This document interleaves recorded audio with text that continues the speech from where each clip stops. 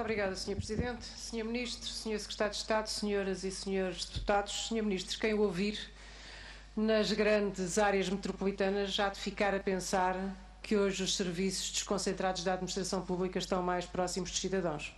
Mas isso não é verdade, Sr. Ministro. Fora das grandes áreas metropolitanas, os portugueses estão hoje mais longe dos serviços públicos. Estão efetivamente mais longe. Os senhores encerraram o serviço e não deram alternativas aos portugueses. Ou melhor, empobreceram os portugueses e ainda os afastaram dos serviços da administração pública. Mas nós entendemos esta audição de hoje, Sr. Ministro. O Sr. Ministro vem hoje ao Parlamento, por iniciativa dos senhores deputados da maioria, a rogo tentar mostrar serviço. E tentar mostrar como o Governo inovou na arte de modernizar, de descentralizar, de inovar, de desconcentrar.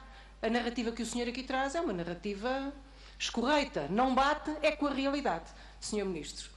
E é bom que falemos com clareza acerca de descentralização, porque, contrariamente ao que tantas vezes os senhores tentam fazer crer, a reorganização dos serviços públicos não começou com este Governo, Sr. Ministro.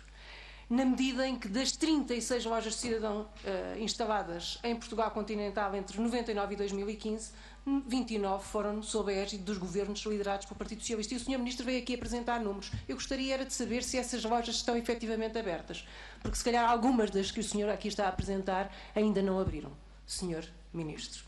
Por outro lado, o senhor ainda não referiu, mas eu gostaria de o relembrar, que o memorando de entendimento sobre as condicionalidades de política económica previa como objetivo reduzir o número dos serviços desconcentrados ao nível dos ministérios. Por exemplo, os impostos, a segurança social, a justiça, e que estes serviços deveriam ser objeto de fusão em lojas de cidadão. Não, os senhores encerraram-nos e não deram alternativas aos portugueses. Senhor Ministro, vá para o terreno, saia do seu gabinete e veja o que se passa fora das grandes áreas metropolitanas, nomeadamente nas zonas de baixa densidade. E esta inscrição no memorando previa a continuidade do modelo de atendimento de sucesso, que foi comprovado pelos cerca de 10 milhões de atendimentos por ano, assim como pelos vários prémios e referências internacionais. Portanto, quando o Sr. Ministro diz que este Governo aumentou o acesso às TIC, invertendo a tendência anterior, o Sr. Ministro não deve saber do que está a falar. Desculpe dizer-lhe isto, mas o senhor não deve saber do que está a falar. Ou então as organizações internacionais reconheceram aquilo que não deviam ter reconhecido. Mas os senhores quiseram desfazer, fazer diferente e com todo este ímpeto de querer recolher louros não fizeram nada. Como diz o ditado popular, Sr. Ministro, foi muita parra para pouca uva. Se não, vejamos. Em 10 de outubro de 2013, em comunicado assinado por si próprio, o Sr. Ministro dava conta, assim como o Governo, de criar, da intenção de criar 1000 espaços de modelo loja de cidadão, funcionando no modelo de balcão único e nos quais os serviços públicos seriam prestados de forma conveniente e simples, devendo a sua abertura ocorrer até 2015.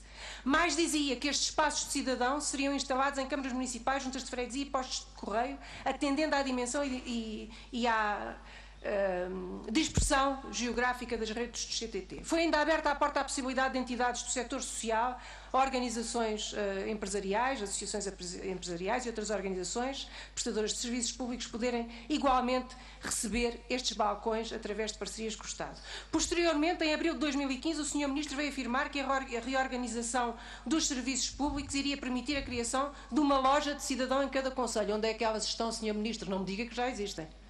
Senhor Ministro, onde é que elas estão? Senhor Ministro, as carrinhas do cidadão e o programa Porta a Porta, onde é que elas andam? Aliás, em 2013, através de uma resolução do Conselho de Ministros de 19 de março, foi criado o Aproximar, o Programa de Descentralização de Políticas Públicas, que estabelecia que a este cabia compatibilizar-se com a aplicação das medidas setoriais em matéria de racionalização de serviços públicos desconcentrados.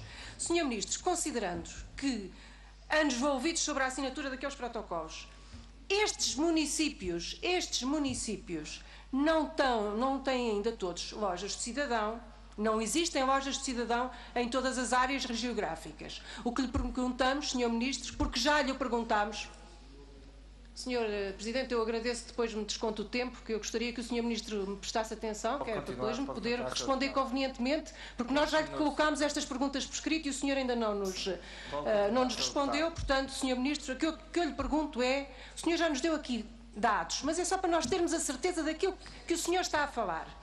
Quantas lojas de cidadão e espaços de cidadão existem atualmente?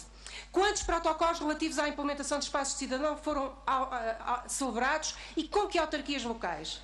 Como pretende o Governo garantir o financiamento destas lojas de cidadão que estão protocoladas? Como vai o Governo promover os recursos humanos necessários ao funcionamento das lojas de cidadão que foram protocoladas? A implementação das novas lojas de cidadão e destes espaços irá determinar o encerramento de serviços públicos, de mais serviços públicos? Quais é que vão ser encerrados? E como é que os senhores vão encerrar, e esta pergunta nunca nos responderam, como é que os senhores vão salvaguardar a proteção dos dados pessoais no acesso às bases de dados, nomeadamente das finanças e da segurança social? Quem é que vai poder, afinal, aceder a estes dados pessoais? E o que é que disse a Comissão Nacional de Proteção de Dados sobre isto? O senhor nunca nos respondeu a esta questão. Fugiu sempre à sua resposta. Portanto, sim, Sr. Ministro, já lhe perguntámos também na 11ª Comissão. E quais são os custos do programa a aproximar, designadamente os custos salariais? Sr. Ministro, também podemos falar no programa Simplex, mas agradecemos que nos responda a estas questões. Aliás, tem lá muitas para responder, às quais ainda não se dignou dar resposta aos deputados do Partido Socialista. Nós não temos informação sobre a continuidade do programa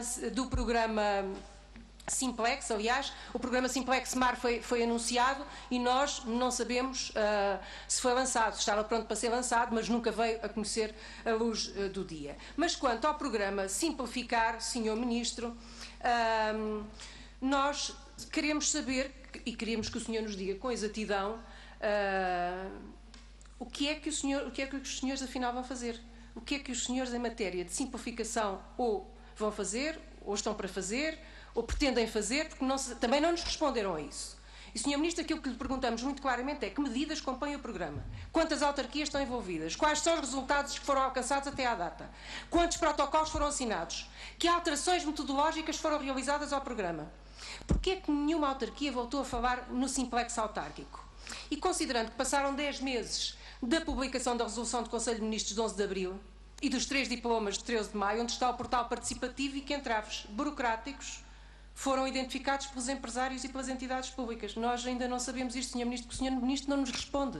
Não nos responde às questões. E no programa Simplificar está previsto o alargamento do princípio do licenciamento zero a outros procedimentos, ou seja, a posteriori, reconhecendo o seu mérito, que resultados do processo em si mesmo e a quantificação das poupanças para o Estado foram já alcançados com o processo de licenciamento zero. É porque ainda também não nos disse nada, Sr. Ministro. E nós queremos respostas claras e objetivas. Tem pelo menos 2 requerimentos para responder com um conjunto de respostas às quais ainda não respondeu. E nós queremos respostas claras, objetivas, para podermos fazer a avaliação de 2 programas que os senhores dizem que lançaram, mas que nós não conseguimos vislumbrar. Porque, Sr. Ministro, os portugueses fora das grandes áreas metropolitanas estão cada vez mais afastados dos serviços públicos. Os senhores encerraram serviços públicos e não lhes deram alternativas. E o que lhe peço, Sr. Ministro, é respostas. Muito obrigada.